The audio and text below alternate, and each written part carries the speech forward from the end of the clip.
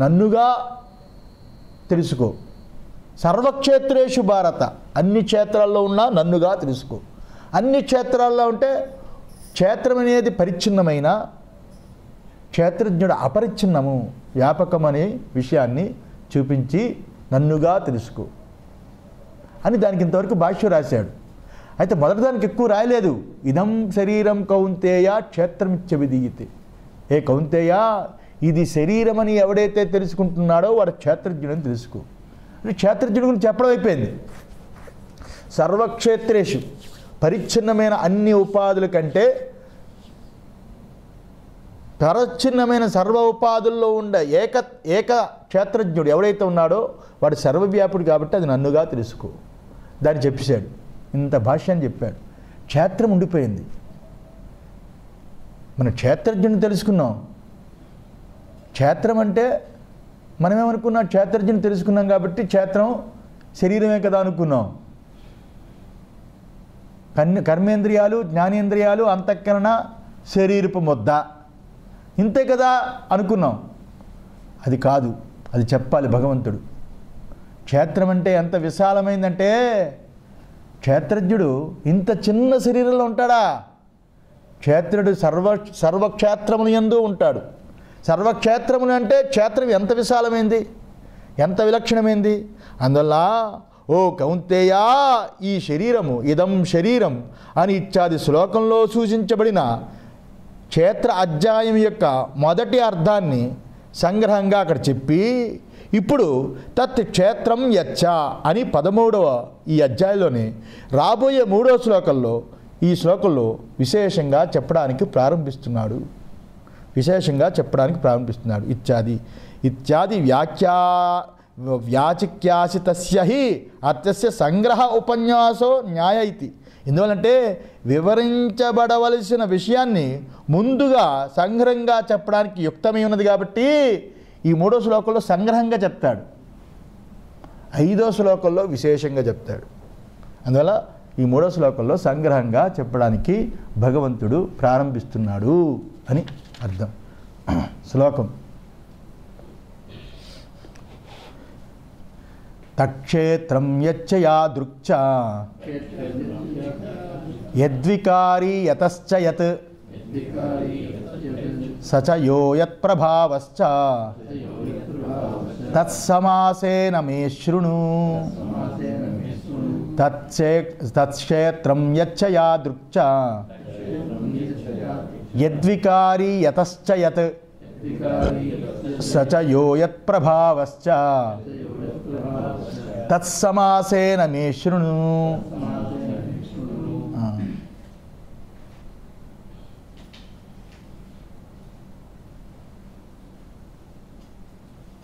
తక్షేత్రం యత్, ఆ క్షేత్రం అంటే ఏమిటి? యత్ చ యాదృక్ చ, యత్ చ యాదృక్ చ, యాదృక్ చ, ఆ క్షేత్రం ఏది మరియు అది ఎటువంటిది? యద్వికారి యతశ్చ యత్, యద్వికారి ఏ వికారంతో కూడుకున్నది? యతశ్చ యత్, యద్వికారి యత్ చ యత్, యతశ్చ యత్ అని యతశ్చ యత్ ఏ వికారంతో కూడుకున్నది? దేని చేత ఏది పొందేది? దేని చేత ఏది పొందేది? సచయో యత్ ప్రభావశ్చ అనే దాని ప్రభావం చేసేవాడు అతడు ఎవరు? యత్ ప్రభావశ్చ ఎటువంటి ప్రభావంతో కూడుకున్నది? సమాసేన మే శృణు, దాన్ని సంక్షేమంగా చెబుతాను విను అని భగవంతుడు కూడా చెప్పాడు. సంగ్రహంగా చెబుతాను విను, 5వ దాంట్లో బాగా చెప్తాను అని అర్థం. ముందు సంక్షేమంగా చెప్తాను. ఒక్కసారి చెప్తే క్షేత్రం గుండె ఆగిపోతుంది. ముందు అందరూ సంక్షేమంగా ముందు నీ దేహం దగ్గర తీసుకొస్తాను. నీ దేహం బాగుపడితే మొత్తం అన్ని దేహాలు ఇంతని చెప్తాను. అందరూ సంగ్రహంగా చెప్తాను. భాష్యం యద్ నిర్దిష్టం ఇదం శరీరం ఇతి తత్శబ్దేన పరామృశతి. భాష్యం యద్ నిర్దిష్టం ఇదం శరీరం, దేనిని ఈ శరీరం అని చెప్పామో, దేనిని ఈ శరీరం అని చెప్పామో తత్శబ్దేన పరామృశతి. దేనిని ఈ శరీరం అని చెప్పామో ఆ క్షేత్రము తత్శబ్దము చేత, అంటే ఆ అనే శబ్దము చేత, తత్శబ్దము చేత అంటే ఆ శబ్దము చేత పరామర్శించబడుతున్నది. తత్ శబ్దం చేత. తత్ అనేది సర్వనామ శబ్దం అంతే కదా. సహ అంటే వాడు, సా అంటే అది. తత్ అంటే సర్వనామ శబ్దం. సర్వనామ శబ్దం సామాన్యంగా బ్రహ్మమునికి వాడతారు. తత్ త్వము అసి. సర్వనామ శబ్దం బ్రహ్మానికి వాడతారు. తత్ అంటే సర్వనామ శబ్దం, దానికి నపుంసం, దానికి పుల్లింగం స్త్రీలింగం ఏమీ లేదు. అది అందరి యొక్క స్వరూపమై ఉన్నది, బ్రహ్మమై ఉన్నది, ఏకమై ఉన్నది. అందరూ తత్ శబ్దం వాడతారు. అదే తత్ శబ్దము ఇక్కడ మళ్ళా వాడాడు. తత్ అంటే ఆ, అది. అది అని ఈ శరీరాన్ని ఏదైతే క్షేత్రం చెప్పామో అది ఆ అనే శబ్దంతో పరామర్శిస్తున్నాడు అని అర్థం. అంటే అర్థం ఏమిటి? మనం క్షేత్రజ్ఞులు అయిపోయాం. ఆ భాష్యవాక్యం అర్థం ఏంటంటే, రెండో శ్లోకానికి క్షేత్రజ్ఞుడి యొక్క స్వరూపాన్ని విప్పి చెప్పాను, అనాత్మ యొక్క హద్దు చెప్పాను, ఆత్మస్వరూపం యొక్క వ్యాపకాన్ని చూపించాను. వ్యాపకమైన ఆత్మ క్షేత్రజ్ఞుడిగా చెప్పాము, క్షేత్రజ్ఞుడే ఈశ్వరుడని చెప్పాము, జీవుడు కేవలం భ్రాంతి అని చెప్పాము. క్షేత్రజ్ఞుడు ఈశ్వరుడైపోయాడు. మీరందరూ ఈశ్వర స్వరూపులై ఉన్నారు. ఈశ్వర స్వరూపులై ఉన్నప్పుడు జీవత్వ భ్రాంతి మీకు తొలగిపోయింది. జీవత్వ భ్రాంతి తొలగిపోయినప్పుడు నేను కానిది ఏమవుతుంది? అప్పుడు అది అవుతుంది అంతే కదా. నేను కానిది అది అవుతుంది. అందువల్ల అది అని శబ్దం చేత ఆ క్షేత్రం ఉందే అని పరామర్శిస్తున్నాడు భగవంతుడు. ఆ క్షేత్రం ఉందే అది నేనుగా మిగిలి నేను కాని వాటిని అన్నిటినీ క్షేత్రంగా భగవంతుడు చూపిస్తున్నాడు. ఏ రకంగా అంటే యత్ చ ఇదం నిర్దిష్టం క్షేత్రం తద్ యాదృక్ యాదృశం స్వకైః ధర్మైః. నాయనా యత్ చ ఇదం నిర్దిష్టం క్షేత్రం తత్ యాదృగ్ యాదృశం స్వకైః ధర్మైః. ఈ క్షేత్రము ఈ చెప్పబడిన క్షేత్రం ఏదైతే ఉందో అది, ఈ క్షేత్రం ఏదేయో అది ఎటువంటిది? నేను చెప్పబడుతున్న క్షేత్రాన్ని నేనే ప్రశ్న వేయించాను, నేనే ప్రశ్న వేసుకుంటున్నాను నీకు చెప్పడానికి. ఎందువల్ల అక్కడ విన్న అర్జునుడు కూడా క్షేత్రజ్ఞుడిగా మిగిలిపోయాడు. క్షేత్రం అనే అనాత్మని ఆయన ఉత్తమాధికారి కాబట్టి క్షేత్రం అనే దాన్ని విలక్షణంగా చూస్తూ క్షేత్రానికి నేను వేరుగా ఉన్నానని తెలుసుకున్నాడు. ఆల్రెడీ భగవంతుడు ఎప్పుడు క్షేత్రజ్ఞుడిగానే ఉన్నాడు. అందువల్ల అక్కడున్న ఉపాధితో కూడుకున్న అర్జునుడికి శ్రీకృష్ణ భగవానుడు చెప్తున్న మాట అది. నాయనా ఈ చెప్పబడిన క్షేత్రం ఏదైతే ఉందో అని అంటున్నాడు. ఈ చెప్పబడిన క్షేత్రం ఏదైతే ఉందని ఇటైనా చూపించుకోవచ్చు, అటైనా చూపించవచ్చు. ఎందుకంటే ఇద్దరు కూడా ఆ క్షేత్రం అనే ముడి తెగిపోయింది. ఇద్దరు కలిసి ఏకమైన క్షేత్రజ్ఞులు అయిపోయారు. అది ఆ క్షేత్రం ఏదైతే ఉన్నదో అది ఎటువంటిది అంటే, ఈ క్షేత్రం ఎటువంటిదంటే, ఆ క్షేత్రం ఎటువంటిదంటే అని. దుర్యోధన క్షేత్రమా? వీళ్ళిద్దరూ మాట్లాడుకుంటున్నారు.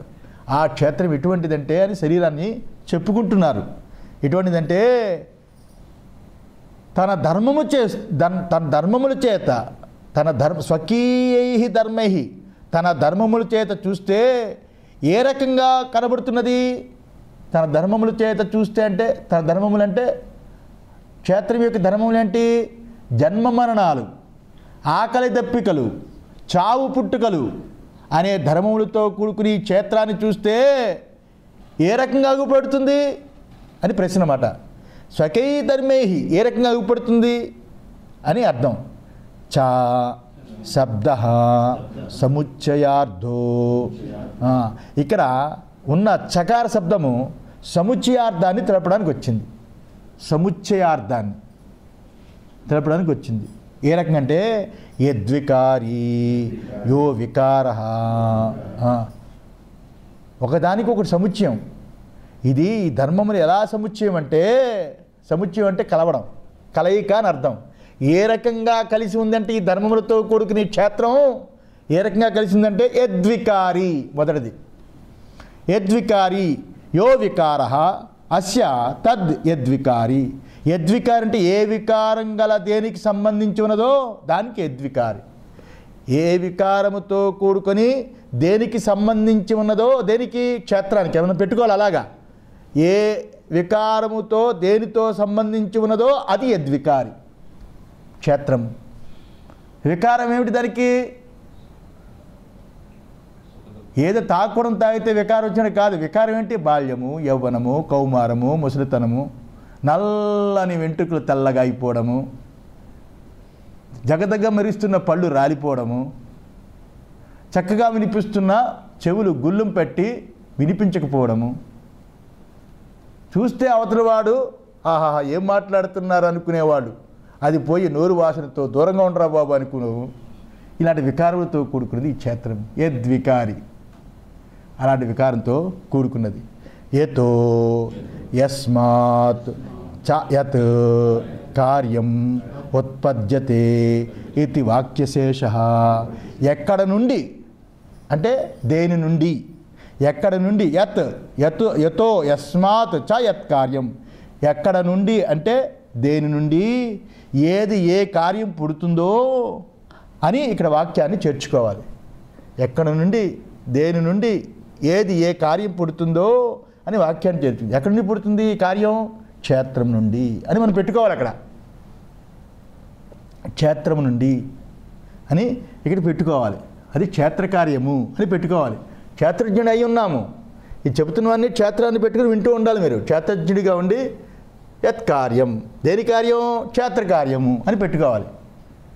అదంతా ఇంత చెప్పిందంతా క్షేత్రకార్యం పెట్టుకోవాలి, లేకపోతే బాగోదు. ఇంకా చెప్తున్నాడు. సచ యః క్షేత్రజ్ఞః నిర్దిష్టః స యత్ ప్రభవో ఏ ప్రభవా ఉపాధికృతాః శక్తయః యస్య స యత్ ప్రభావః చ. మరియు సచాయః, మరియు అతడెవరు? అతడెవడు? అది కార్యము, క్షేత్రకార్యము. ఆ క్షేత్రకార్యాన్ని తెలుసుకునేవాడు ఎవడు?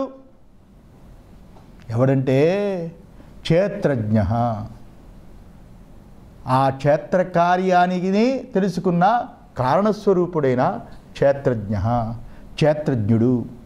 నిర్దిష్ట స యత్ ప్రభవ, ఏదైతే ఏ క్షేత్రజ్ఞునైతే వెనుక మేము తెలిపి ఉన్నామో, నిర్దిష్ట నిర్దేశించబడి ఉన్నాడో, వెనుక మేము ఏ క్షేత్రజ్ఞునైతే రెండో అధ్యాయంలో ఇంత విస్తృతంగా విశాలంగా శంకరాచార్య వారు రాబోయే కాలంలో భాష్యం రాసి చూపించబోతారో, ఈరోజు నేను ఏదైతే క్షేత్రజ్ఞం చాపి మా విద్దని నీకు చెప్పానో అర్జున, ఆ క్షేత్రజ్ఞం వెనుక ఏదైతే చెప్పబడి ఉన్నాడో అతడు యత్ ప్రభావ, యత్ ప్రభావుడు, యత్ ప్రభావుడు. ఏ ప్రభవా ఉపాధికృత. ఇక్కడ ఏంటి ఆ ప్రభావము అంటే ఉపాధికృతమైన, ఉపాధికృతం అంటే చక్షురాది ఉపాధికృతము వలన దృశ్యాది శక్తుల కలవాడో ఆ క్షేత్రజ్ఞుడు ఎలాంటివాడు? చక్షురాది ఉపాధులు, ఈ చక్షురాది ఉపాధుల వలన, చక్షు అంటే ఈ కన్ను, ముక్కు, చెవి ఇత్యాదులు జ్ఞానేంద్రియాది యొక్క ఉపాధికృతము చేత చూడడము, వినడము, అలాంటి వాటి శక్తులు గలవాడో, ఆ శక్తులతో కూడుకున్నవాడో ఆ క్షేత్రజ్ఞుడు అని అర్థం. ఆ శక్తులు నేను అనుకోవటం లేదు, ఆ క్షేత్రజ్ఞుడు. ఆ శక్తులు ఆ శక్తులు ఉపాధి, ఆ క్షేత్రజ్ఞుడు ఉపాధిగా కలవాడే కానీ ఉపాధి నేను అనుకోవటం లేదు. అర్థమైందా? ఇంటికి యజమానినే కానీ ఇల్లు నేను కాదు. ఇల్లు అంటే కిటికీలు, ద్వారాలు, అలాగే ఆ యొక్క దర్బారు హాల్కి పెద్ద ద్వారము ఏవైతే ఉంటాయో అలాంటి గాలి రావడానికి, ఉన్న గాలి పోవడానికి అంతే కదా, ఏ రకంగా ద్వారాలు ఉన్నాయో ఆ రకంగానే ఆ క్షేత్రజ్ఞుడికి ఉపాధి ఈ ఇల్లు దానికి యజమాని ఆ క్షేత్రజ్ఞుడు. ఇవన్నీ ద్వారాలు, చక్షురాది ద్వారాలు. ఉపాధికృత శక్తయ యస్స సహయత్ ప్రభవాచ. ఆ శక్తులు ఎవరికైతే ఉన్నాయో ఆ శక్తులు గలవాడు యత్ ప్రభవ యత్ ప్రభావుడు అని. అంటే ఆ యొక్క శక్తులతో అంటే ఇంద్రియ ఉపాధులతో కూడుకుని దానితో జ్ఞాతుడై ఉన్నవాడు, తెలియబడేవాడు, అన్నిటినీ తెలుసుకునేవాడు. ఒట్టి తెలివి స్వరూపుడు అండి అతను. ఈ వర్ణంలో ఎంతో లోతుంది అని ఒట్టి తెలివి స్వరూపుడు. ఉపాధి క్షేత్రాన్ని వర్ణిస్తున్నాడు కాబట్టి ఆ క్షేత్ర వర్ణంలో క్షేత్రజ్ఞుడై ఉంటాడు. ఆ క్షేత్రజ్ఞుడు జ్ఞాత అయి ఉంటాడు. క్షేత్రం ఉన్నప్పుడే క్షేత్రజ్ఞుడు, జ్ఞేయం ఉన్నప్పుడే జ్ఞాత. జ్ఞేయమైన విషయాన్ని బయట ఉన్న వాటినన్నింటినీ తెలుసుకోవడానికి జ్ఞాత ఇంద్రియాలు ఉండాలి, కరణాలు ఉండాలి. అందులో జ్ఞాత ప్రమాతగా ఉండి జ్ఞానం అనే ఇంద్రియాలతో ఆ గోళకములతోటి బయట ఉన్న విషయాల్ని తెలుసుకుంటున్నాడు. అది తెలిసిపోయింది క్షేత్రజ్ఞులైన మీకు. మళ్ళీ వివరిస్తున్నా. ఇంకా తత్ క్షేత్రజ్ఞయో యథాత్మ్యం యథా విశేషితం సమాసేన సంక్షేపేణ మే మమ వ్యాఖ్యాతః శృణు శ్రుత్వా అవధారయ ఇత్యర్థః. ఆ క్షేత్రజ్ఞుల యొక్క నిజమైన స్వరూపాన్ని, ఆ క్షేత్రముల యొక్క నిజమైన స్వరూపాన్ని పైన వివరించడం చేత సమాసేన అంటే సమాసముగా అంటే సంక్షేపముగా, సమాసేన అంటే సంక్షేపేణ సంగ్రహముగా ఆ క్షేత్రజ్ఞుల యొక్క నిజమైన స్వరూపాన్ని పైన చెప్పిన వివరముల చేత. ఏంటి పైన చెప్పేవాడు? ఆ క్షేత్రం ఏది, మరియు అది ఎటువంటిది, ఏ వికారంతో కూడుకున్నది, దేని చేత అది పొందబడుతుంది అని చెప్పాం కదా. అది ఏదైతే ఏమో దాని నిజస్వరూపాన్ని అది ఉందో అది ఆ క్షేత్రం గురించి. అలాగే ఆ క్షేత్రాన్ని తెలుసుకుంటున్నవాడు ఎవడు? ఆ క్షేత్రజ్ఞుడు. ఆ క్షేత్రజ్ఞుల యొక్క నిజస్వరూపాన్ని పైన చెప్పిన వివరాల చేత, ఈ పై శ్లోకంలో చెప్పిన వివరాల చేత సంక్షేపంగా మే మమ నా చేత వ్యాఖ్యాత నా వాక్యము చేత, వ్యాఖ్యాత అంటే నా వాక్యము చేత శృణు విను, హే అర్జున విను, శృత్వా విని అవధారయ అర్థం చేసుకో, అవధారయ తెలుసుకునేవాడు అవు అర్థం చేసుకో అని ఇత్యర్థ అని దీనికి అర్థం. క్షేత్రమును క్షేత్రజ్ఞుని సరిగా విడదీసి తెలుసుకుని జ్ఞానమే నిజమైన జ్ఞానమని నా అభిప్రాయం అని భగవంతుడు చెప్పి ఉన్నాడు కదా. అందువల్ల ఆ క్షేత్రం ఏమిటి, అది ఎటువంటిది, ఏ వికారాలను పొందుతుంది, ఎక్కడి నుండి ఏది వస్తుంది, మరియు ఆ క్షేత్రజ్ఞుడు ఏ ప్రభావం కలవాడు అని చెబుతాను విను అని అర్జునుడికి చెబుతున్నాడు. సహనావతు సహనో భునక్తు సహ వీర్యం కరవావహి తేజస్వినావధీతమస్తు మా విద్విషావహి. ఓం శాంతి శాంతి శాంతి.